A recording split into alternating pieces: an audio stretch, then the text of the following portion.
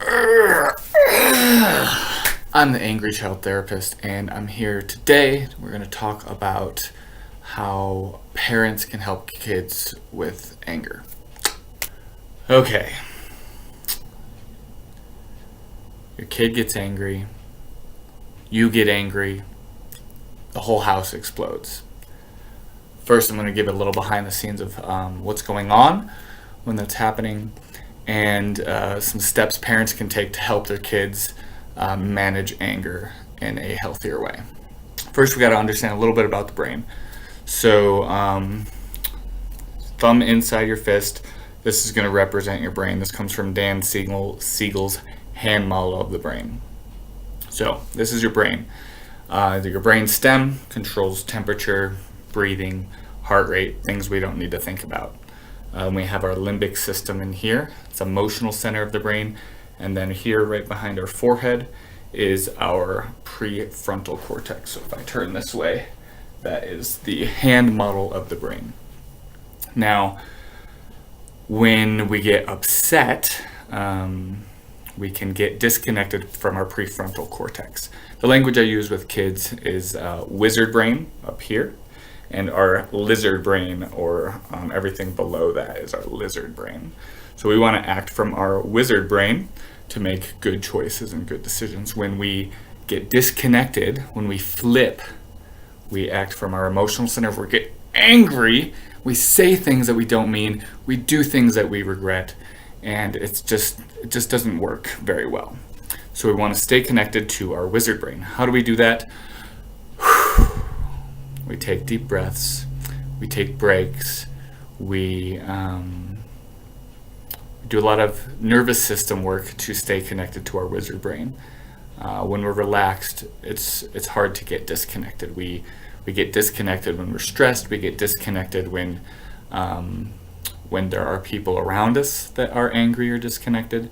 So there's another piece to this puzzle. We don't act in a singular bubble around the world getting kind of disconnected. We act around other people. So let's bring in two brains. Parent-child, spousal couple, two siblings, two brains, strangers, doesn't matter what it is. We have built into our noggins from a very, very early age mirror neurons.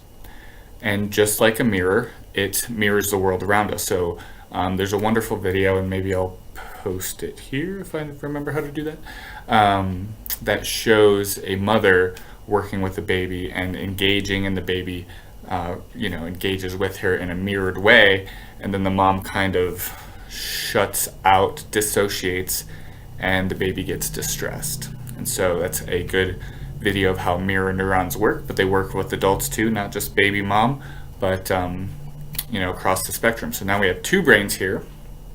I'm just cool, calm, collected, connected to my wizard brain. And then someone's upset, something's wrong with their world, they're angry, they're yelling, and then what happens to me? If someone just bursts in this room right now, I'm gonna feel that tension, I'm gonna feel that flippingness, and I might get angry as well. I might flip as well, right? My entire nervous system reacts, my fight or flight goes into that protective survival mode, and I might flip too. Mirror neurons, they flip, and I flip right with them. Okay, and this happens all the time. If your kid is upset, they're angry, that you said they can't play their video game anymore, you might start responding with anger and yelling. So, step number one for parents: if your kids are getting upset, try to stay connected to your wizard brain. Try to stay calm, model breathing, model taking a break. If you can stay here, the mirror neurons work in the opposite way. Someone who's angry, if you're calm, cool, collected, taking deep breaths, this person is not likely to stay angry for a long time. If they're yelling, whisper back, and they can come here a lot quicker and easier. Step two, connect. Listen for what's underneath their anger, right? So if you're here, if you're staying calm, they're flipped, you're still trying to stay calm, like, man, they are not calming down. Again, this goes back to Dan Siegel's work, the whole brain child, or he wrote a wonderful book on teenagers called Brainstorm. Highly recommend that one. But if we can connect and speak to what's underneath that anger, give them the words that they don't have, then it'll help them connect to their wizard brain. So they're upset. Oh, I'm sick of having to do these chores. Wow, you're really frustrated with the chores that you have to do. You're really upset that, you have to contribute to the household. Yeah, I'm really upset about that. You really just wanted to play your video game. Yeah, I really did. If you can give them the words, if you can reflect how they're feeling, that emotional center is going to feel satisfied. They're going to connect quicker to that wizard brain, and then you'll both be on the same page. So step 1, stay calm. Do your own work. If you're responding with anger like this all the time, and your kids are angry, duh. So you got to do your own work to stay calm, practicing your own coping skills, right? Then connect to that emotion, give them the words, find out what's underneath the anger, what's behind the anger, then that will help them connect. Step 3 would be redirect, right? So that's when you try to do the problem solving piece. Notice how that's step 3, that's not step 1, right? So many times we skip all the other stuff and we just try to go to problem solving, right?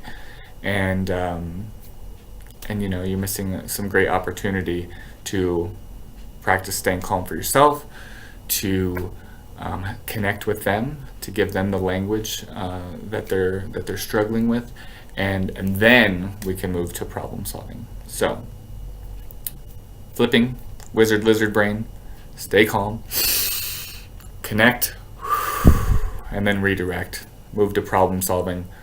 What do you need to do? And move forward. So 3 steps for parents. Hope it's helpful. Highly recommend Dan Siegel's hand model of the brain. Works for kids, teenagers, adults. Makes sense, easy to understand. But yeah, that's it in a nutshell. Angry Therapist coming at you. Stay tuned, click like, subscribe.